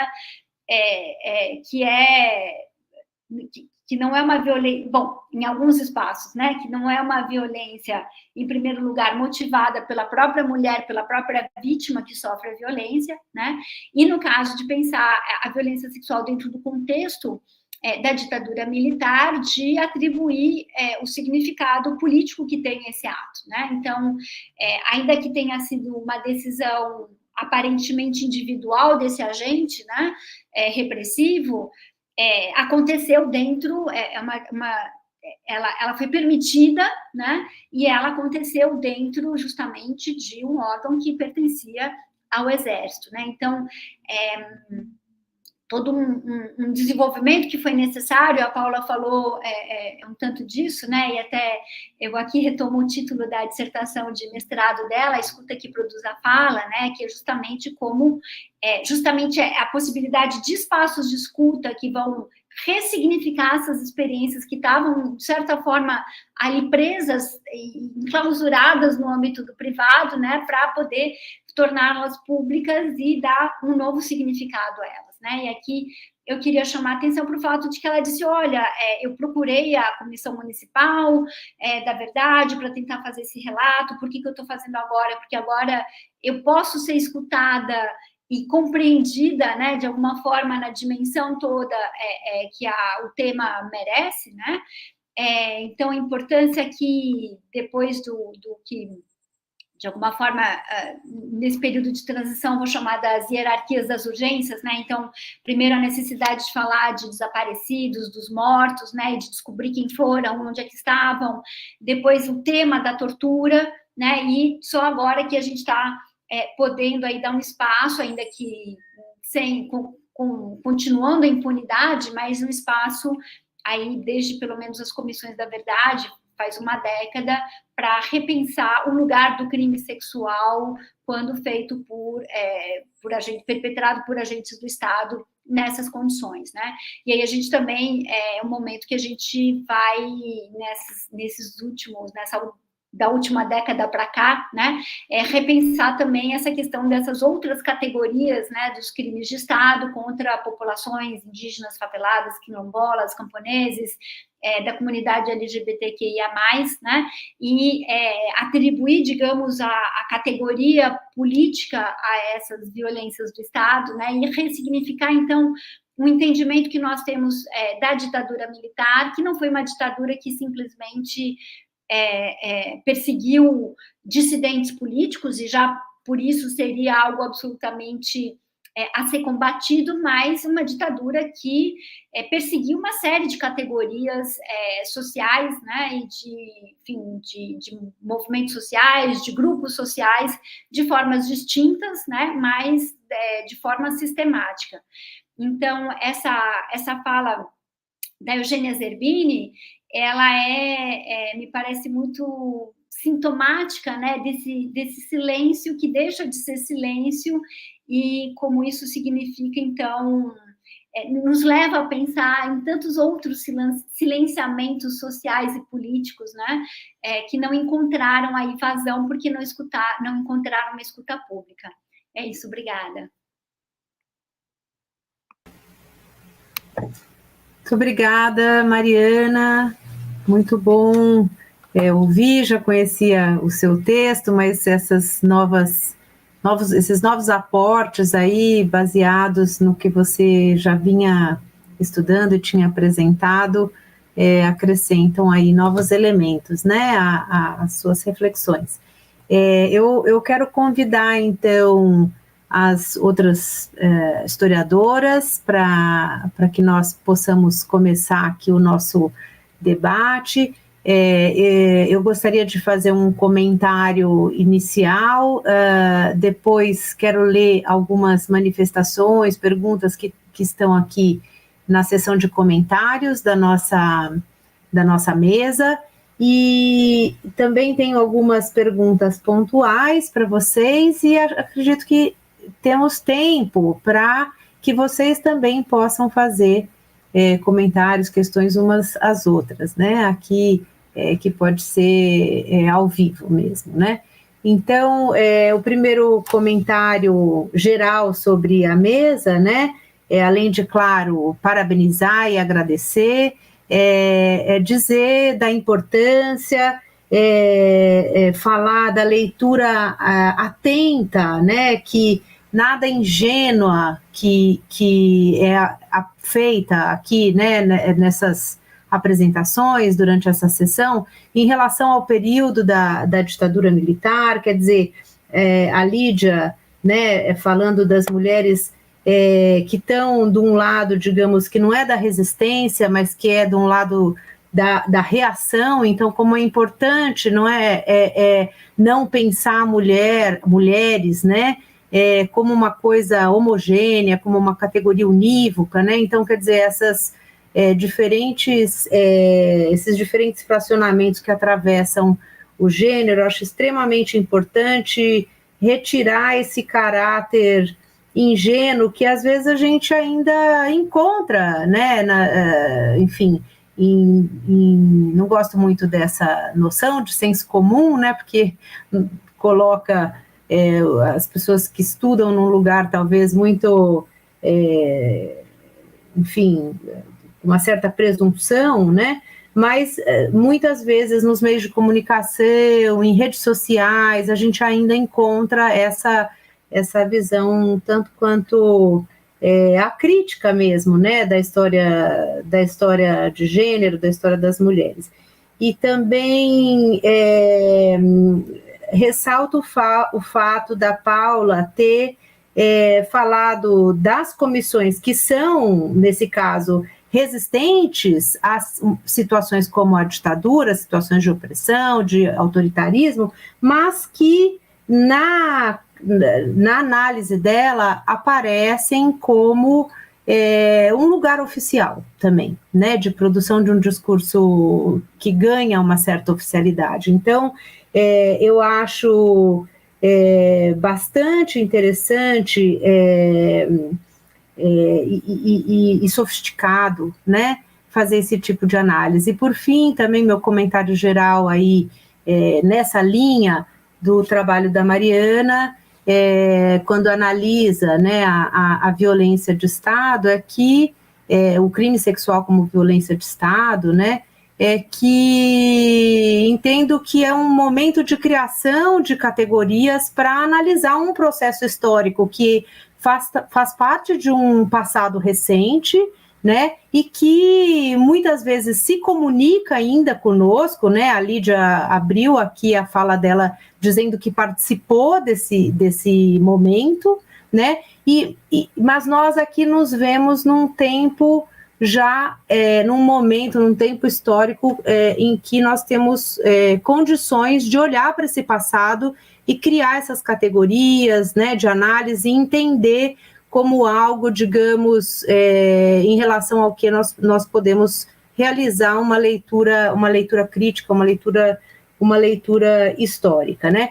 E finalizo esses meus comentários gerais dizendo como me parece paradoxalmente já um pouco distanciado no tempo, mas ainda novo, colocar esse tema sob as lentes analíticas de gênero. Então, gênero é uma categoria com a qual nós temos trabalhado já há algum tempo, não é? Mas até que isso entre a valer nas pesquisas e comece a gerar resultados,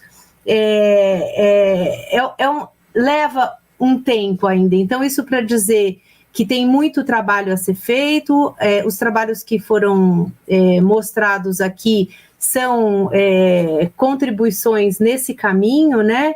E incentivar também todas as pessoas que, enfim, querem se dedicar a estudar, seja o período da ditadura militar ou outros períodos também, mobilizando essa categoria e todos os desdobramentos que a gente pode entender como acoplados a gênero hoje, né? Como questão das interseccionalidades, que também, de alguma maneira, foram abordadas aqui, a decolonialidade, que é algo que eu sei que é muito caro aí a Lídia, né? E outros desdobramentos, né? Então, meus parabéns, a mesa, enfim, cumpriu muito do que a gente estava esperando aqui, e vou passar a ler os 3 comentários, perguntas que nós temos aqui do público, e depois abrir também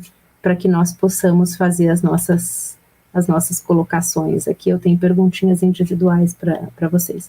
Bem, Endiel Mendes, não sei se estou lendo corretamente o nome, tem 2 colocações. Uma primeira, ela diz: ótima apresentação das professoras, lembrei de uma entrevista da ex-presidenta Dilma, falando dos deputados, votando o impeachment dela e ressuscitando nomes de seus torturadores, né?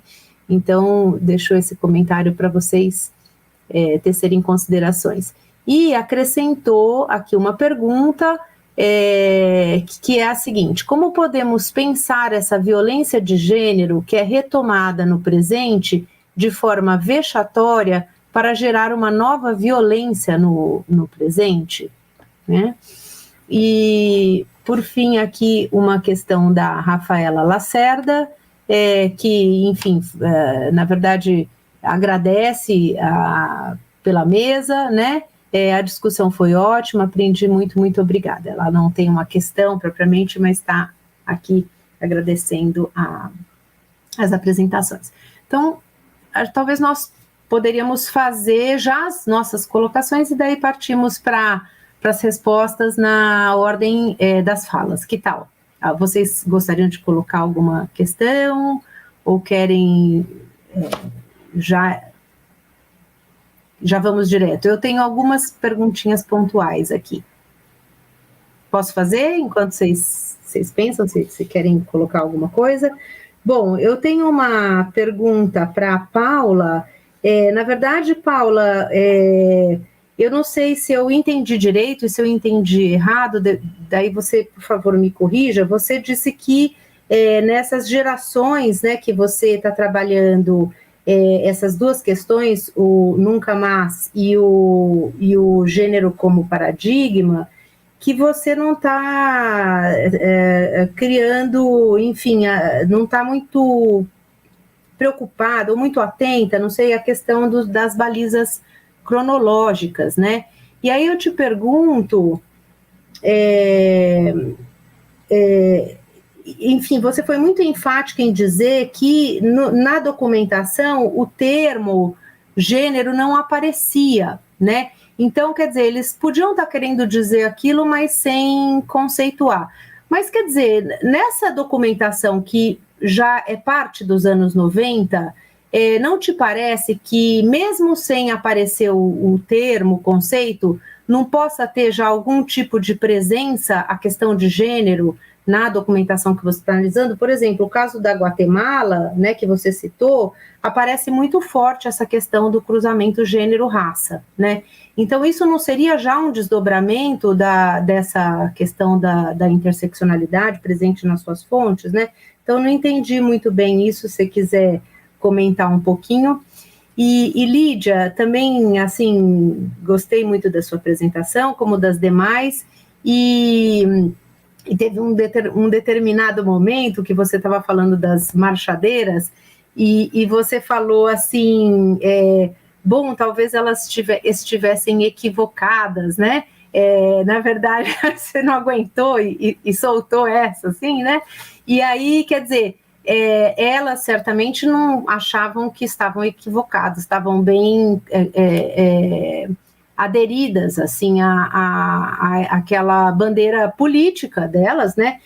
Então, eu queria te perguntar, aproveitar essa deixa aqui, que dizer que eu concordo com você, assim, pensando do coração, né?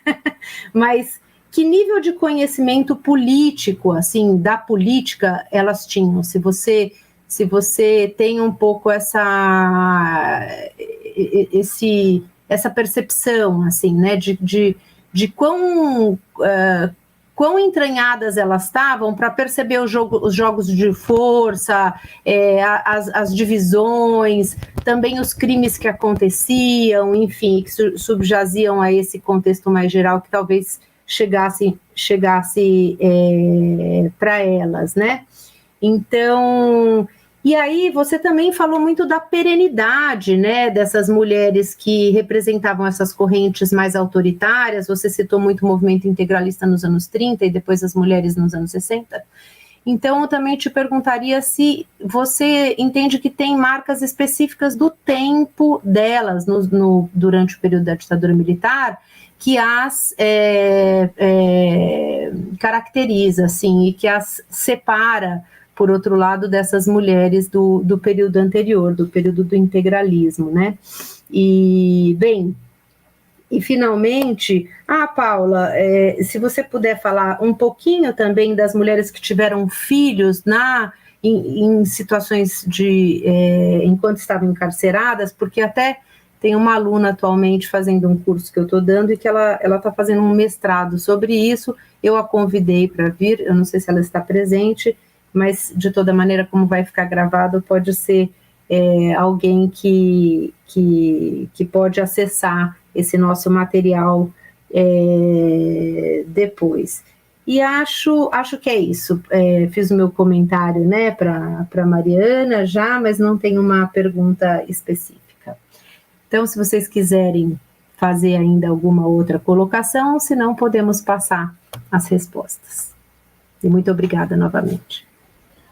Bem, penso que a apresentação das minhas colegas, elas colocam, né, e ampliam, né, a questão da categoria gênero sendo tomada como um campo de estudos que envolve a ditadura militar, não só no Brasil, como na América Latina.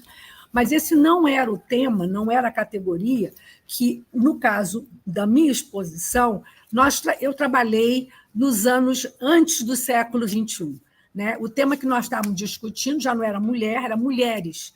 Então, eram as mulheres né, de esquerda, as militantes, a categoria gênero, pelo menos na minha formação acadêmica, ela entra já no final, até da minha tese na USP, quando eu trabalhei com mulheres, trens e trilhos. Então, a categoria era mulheres.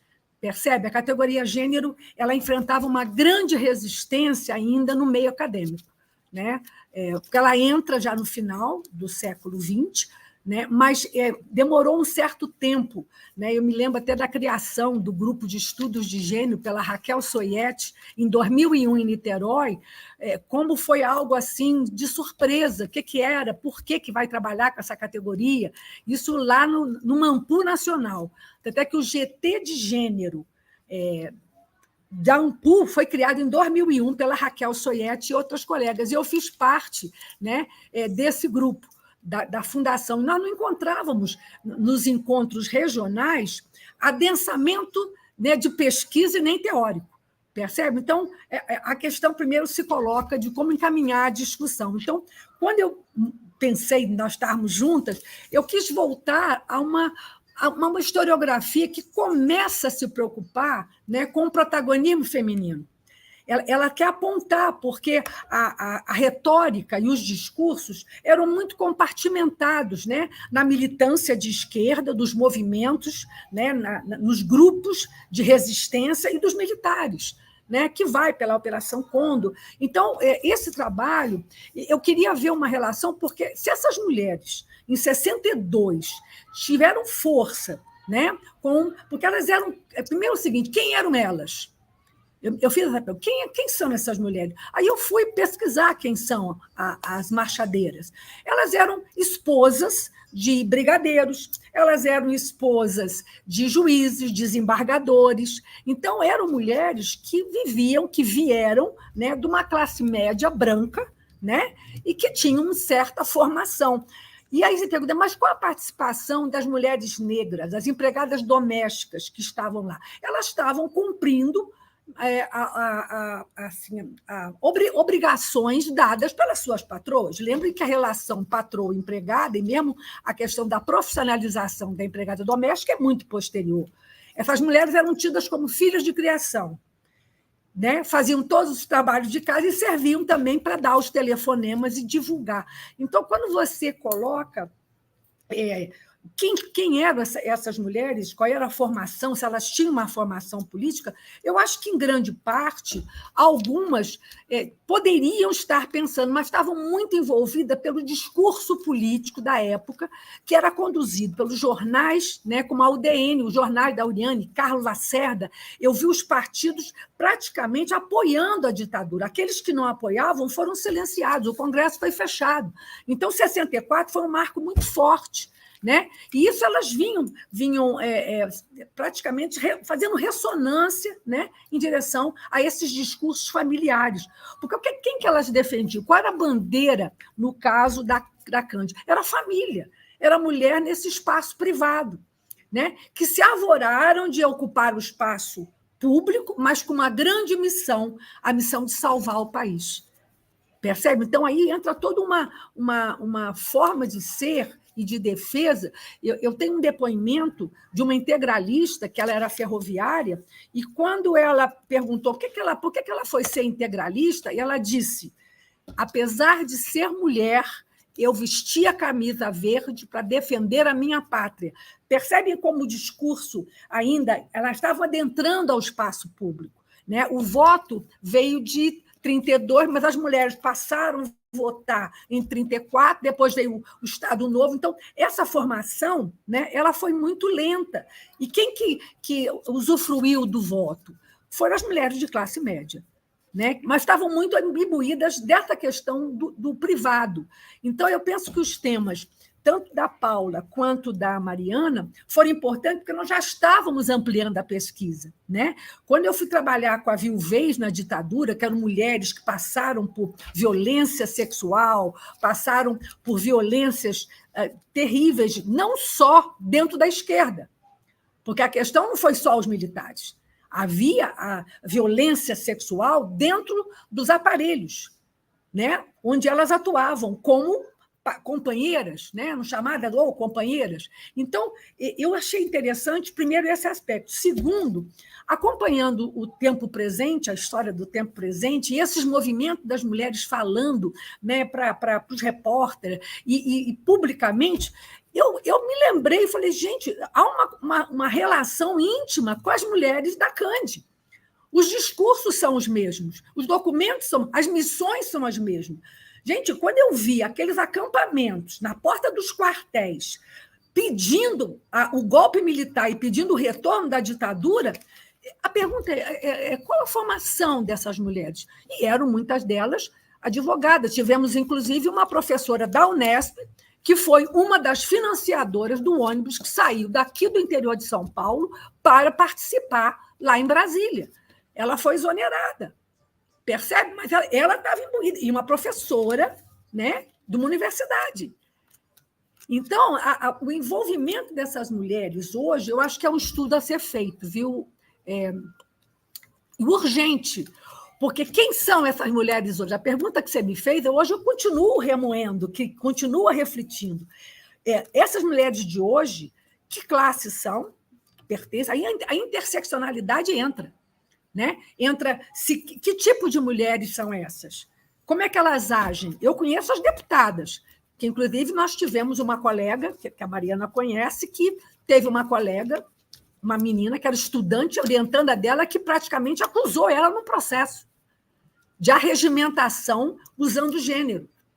Então, a situação, percebe? Quer dizer, quem são essas mulheres? Eu fico aqui até a proposta de quem quiser trabalhar com isso, eu quero entrar, eu quero fazer um projeto, uma pesquisa conjunta, porque é um processo que não é linear, né? Mas são permanências, né, que mantém dessa cultura colonial mesmo, né, dessa cultura patriarcal, ela permanece e a visão política fica comprometida. Bastante comprometida, até de crítica. A crítica que nós tanto cobramos, nossa e das nossas estudantes, ela fica comprometida quando você escuta uma advogada defender o golpe no dia 8 de janeiro. É isso que me levou, falou assim, nós estamos esquecendo que há um movimento silenciado, silencioso, como diz a Mariana, silencioso, que está em ebulição, né? E que não parou, não. Vejam as fakes. Né? Então, é isso que eu tinha que colocar. Obrigada. Obrigada, Lídia. Paula, por favor. Bom, gente, primeiro agradecer as apresentações das professoras Lídia e Mariana, que aprendi bastante. Eu tenho 2 perguntas, uma para cada, vou colocar no final, então primeiro eu vou responder as questões que a professora Estela colocou e a Angel também nos trouxe. Então, primeiramente, em relação a como a gente pode pensar essa violência de gênero retomada no presente de forma vexatória, né, como uma forma de violência nova, eu arriscaria dizer que não é uma retomada e que não é nova, assim, primeiramente. Eu acho que a gente parte de um pressuposto, principalmente quando, né, a Angel traz o caso da ex-presidenta Dilma para esse jogo, assim, para pensar essa questão, eu acho que a gente precisa pensar sobre isso, primeiro em termos estruturais, né?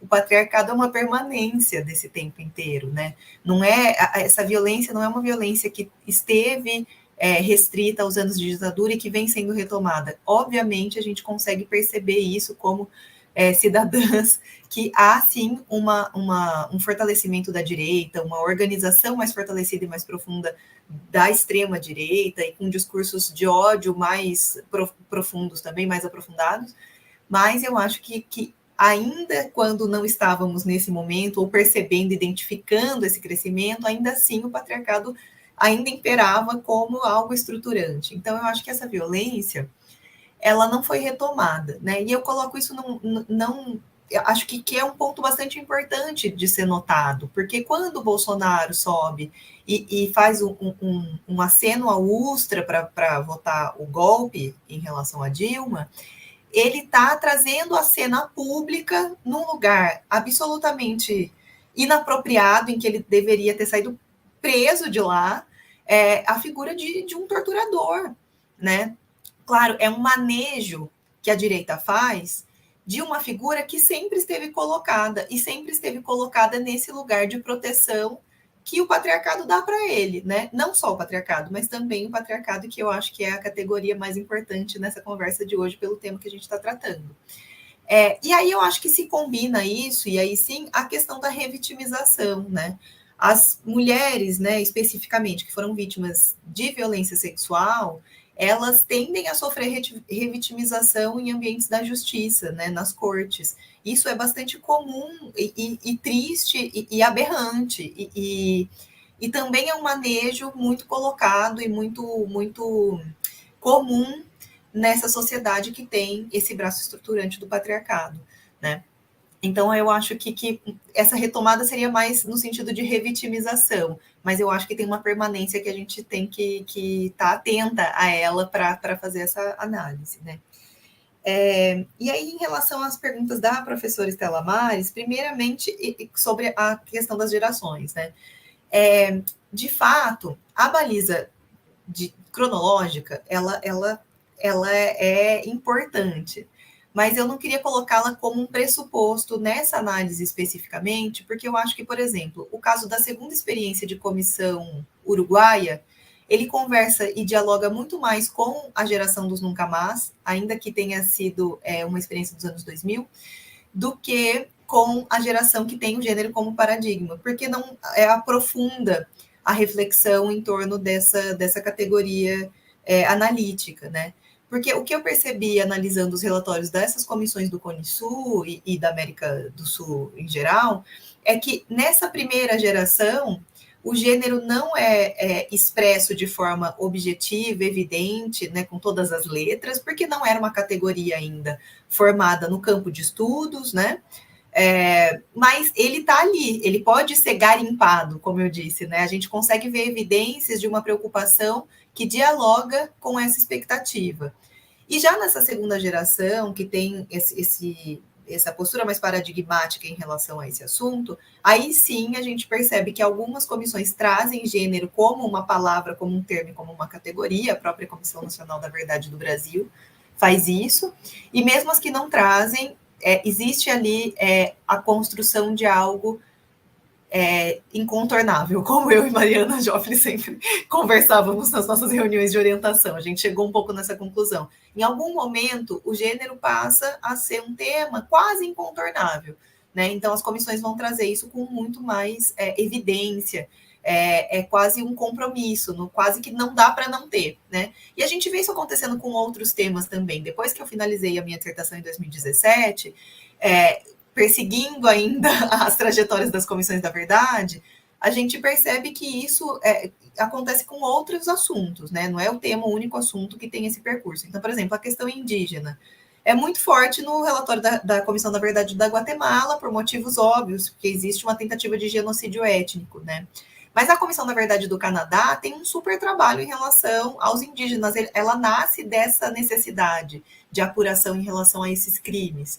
E a Comissão Nacional da Verdade tem um espaço bastante pequeno para essa questão, por exemplo. E hoje em dia a gente vê que isso tomou conta de um debate relacionado à ditadura no Brasil, tanto que é uma expectativa social que exista uma Comissão da Verdade Indígena hoje, né? Então a gente vê isso acontecendo com diversos assuntos. O exílio é um outro assunto que não está na Comissão Nacional da Verdade, no relatório final, e a Comissão Colombiana da Verdade, que é recente, tem um super trabalho sobre isso. Então, enfim, né, é isso, né? Não existe um roteiro pré-estabelecido, cada comissão, ao mesmo passo que vai construindo o seu repertório, vai também contribuindo para que as próximas comissões consigam absorver esses temas que não estavam no mapa teórico, né? Isso é bem interessante de perceber. E em relação às mulheres com filhos em situação de cárcere ou mulheres gestantes, né? Esse é um tema que eu acho que é bastante central para a CONADEP, mas a CONADEP Argentina ainda tem uma abordagem que é um pouco superficial sobre isso, porque é nesse momento dessa geração de comissões da verdade que trata esses temas de uma forma de análise quantitativa, com mais ênfase, né? Mas está ali. Agora, eu acho que tudo que a Argentina produziu depois da CONADEP merece ser olhado, já que a sua orientanda está tratando justamente dessa situação, né? Então, eu ressaltaria os julgamentos da Argentina, muitos julgamentos em que as gestantes ou mulheres com filhos aparecem de uma forma assim bastante destacada. Tem uma série do canal Encuentro, que é o canal público argentino que está no YouTube, que chama El Género de los Cuerpos, eu acho. É assim, uma produção audiovisual incrível, muito bonita, e que também vai falar sobre gênero de um modo geral, mas trazer a questão das mulheres grávidas. E teve 2 exposições muito importantes no Museu da Memória ESMA, que é Mulheres em la ESMA, eu acho, 1 e 2, um é de 2018 e outro de 2022, e tem catálogos da exposição, e que também eu acho que merecem ser olhadas. Além disso, tem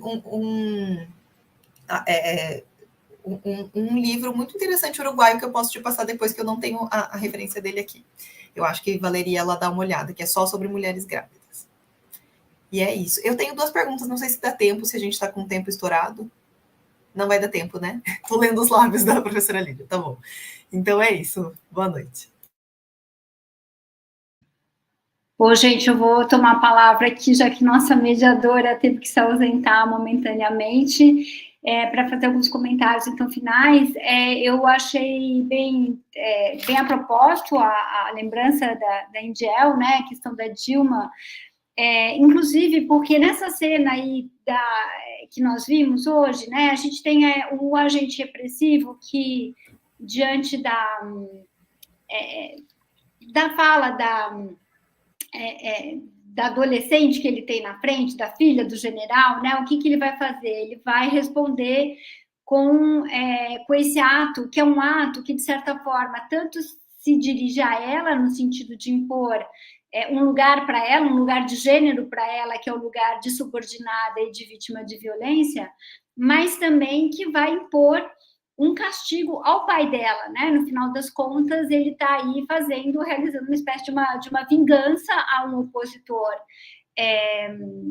político, né? E, ao mesmo tempo, ele está aí lidando com a questão da hierarquia, né? Então, pela hierarquia do gênero, ele atinge a hierarquia militar, né? Quer dizer, alguém que estava ali num alto comando e que, de certa forma, atingido pela ação, pela violência sexual que ele faz, né? Então, a gente tem, na questão da Dilma, me lembra muito aquelas coisas horrorosas, né? Aqueles adesivos que surgiram, que era para colocar ali no lugar de carregar o tanque, né? E que, de certa forma, remete a isso também, ou seja, uma violação simbólica que remete a um castigo simbólico a Dilma por ter a ousadia de ser uma mulher na presidência da República, fazer uma Comissão Nacional da Verdade, peitar os militares, né? Então, e essa ousadia simbólica vem justamente trazida atravessada por esse cunho sexual, né? Então, é interessante a gente perceber como isso, então, também é uma violência que é política, utiliza o sexual, mas é uma violência política, né? A pergunta, para mim, não ficou muito clara, eu espero que a Paula tenha respondido, né? Mas eu queria comentar que eu acho que a gente está...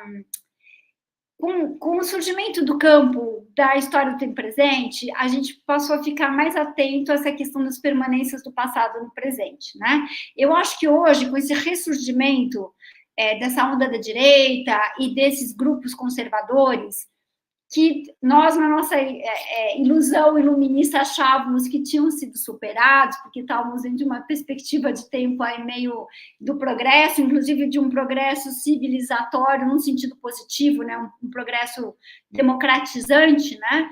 Nós percebemos que não é bem assim. Então, eu acho que isso, de alguma forma, implode o nosso tempo linear do progresso, e isso coloca também como esses movimentos, essas representações, como elas, de alguma forma, estão aí há muito tempo e presentes de várias formas, e a nossa dificuldade, às vezes, de enxergar isso, né? E tem esses movimentos de ressurgimento e de refluxo, digamos assim, né? E aí eu queria ainda comentar que essa provocação que a Estela fez, né, acho que ela fez uma escuta muito atenta das nossas falas, né, sobre o nível de conhecimento político dessas mulheres que participavam dessas marchas. Eu assisti esses dias, eu organizei um evento de 2 dias com a Beatriz Mamigonian sobre 60 anos do golpe, aqui na UFSC, na UDESC e no NDH. E teve um rapaz, um doutorando, Eduardo Chaves, que inclusive é pesquisador do LEG, da UFSC, que justamente estuda esses grupos, e ele vai ver que alguns grupos tiveram uma vida muito longeva, e não só tiveram vida longeva, ou seja, não era apenas uma questão de apoiar o golpe, mas foram um grupo de pressão à ditadura militar, no sentido de aumentar a repressão política. Então, é maravilhoso o trabalho dele, porque às vezes a gente acaba, inclusive, com um certo preconceito de gênero, como elas são de direita, a gente acaba querendo vê-las como uma espécie de instrumento, né, de poder da direita, mas feliz ou infelizmente, elas têm muita agência, né, elas têm uma participação política, elas têm uma agenda política e elas defendem, sim, esses modelos de família, esse modelo de sociedade, né? E, inclusive, tem o livro agora que foi lançado pelo Marcelo Vivente, O Segredo das Senhoras Americanas, que são senhoras liberais, né, mas que é um pouco mais ou menos o mesmo perfil, são mulheres de classe alta, altamente educadas, mulheres de empresários, de militares, e que vão se organizar, né, para fazer uma espécie de lobby estadunidense junto a potenciais lideranças brasileiras de esquerda. Então, elas têm uma preocupação aí de tentar como é que dizer, dar uma nova experiência, proporcionar uma nova experiência para esses potenciais líderes nos Estados Unidos, né, para ver se eles enfim, aprendiam, descobriam as maravilhas da democracia estadunidense e adotavam a agenda estadunidense política para o Brasil, né? Então, a gente vê uma agência política muito forte, a gente vê um propósito, um conhecimento e uma vontade de participar do debate, né? Até a ponto de, sei lá, de escrever uma coluna no jornal dizendo o que o governo ditatorial tinha que fazer ou tinha que deixar de fazer, né? Tinha que fazer mais ou tinha que fazer menos. Então, é isso, eu acho importante, acho que nós estamos agora, de alguma forma, descobrindo essas camadas todas, né? E é importante que nós tenhamos olhos para isso, porque isso está aqui escancarado na nossa realidade, né? Infelizmente. Bom, nós temos que encerrar, né? Ficaríamos aqui por nosso gosto e vontade muito mais tempo, mas todas temos compromissos, chegamos ao nosso tempo final. A Lídia também dá aula ainda hoje, então eu renovo os agradecimentos em nome do GT do GT de Gênero da Regional São Paulo, da AMPU, e parabenizo pelas apresentações, reforço a importância desse nosso encontro, em todos os sentidos, para valorizar a pesquisa nesse campo, para marcarmos também o nosso lugar de pessoas atentas ao processo político, de historiadoras que observamos o desenvolvimento desses processos ao longo do tempo, né? Então eu estou muito feliz de ter ajudado a conduzir essa discussão que fica aí disponível, né, para que outras pessoas, para além das que estão aqui presentes, possam também acessar, ter conhecimento. Então é isso. Lídia, não sei se você também quer falar umas palavrinhas finais e as demais colegas. Obrigada, Estela, pela sua mediação, pela sua coordenação, acho que foi muito positiva e conseguiu fazer esse diálogo, né, entre as propostas aqui que foram aqui trazidas. Eu penso o seguinte, eu vou fazer uma provocação ao contrário agora para vocês. Viu, Mariana e Ana Paula? Nós temos que fazer na AMPU Nacional, de novo, então, percebendo como a Ana Paula falou, as permanências e olhar para esse momento atual, né, que nós estamos vendo, esse movimento feminino, das relações de gênero, como é que nós vamos estudar, como é que nós vamos provocar isso? Porque eu acho que isso é um desafio. Então, fica aqui, né, nós estamos com uma distância temporal 64, 2024, mas eu acho que é hora de a gente perceber o presente mesmo, né? Esse presente que muitas vezes nós não temos ferramentas, né, para analisar as relações que hoje estão sendo postas, principalmente no nosso país, né, da presença feminina e das relações de gênero. Tá? E viva a interseccionalidade aí para nos dar essa força de continuar a pesquisa. Muito obrigada por ter aceito os convites nossos, meu e da Estela, e fica a provocação, a Ampur nos aguarde, porque eu acho que é um tema provocador. Muito obrigada, viu? Uma boa noite e até a próxima. Até, gente. Mariana, Paula, um abraço para vocês. Boa noite, obrigada. Boa noite, Lívia. Tchau, tchau.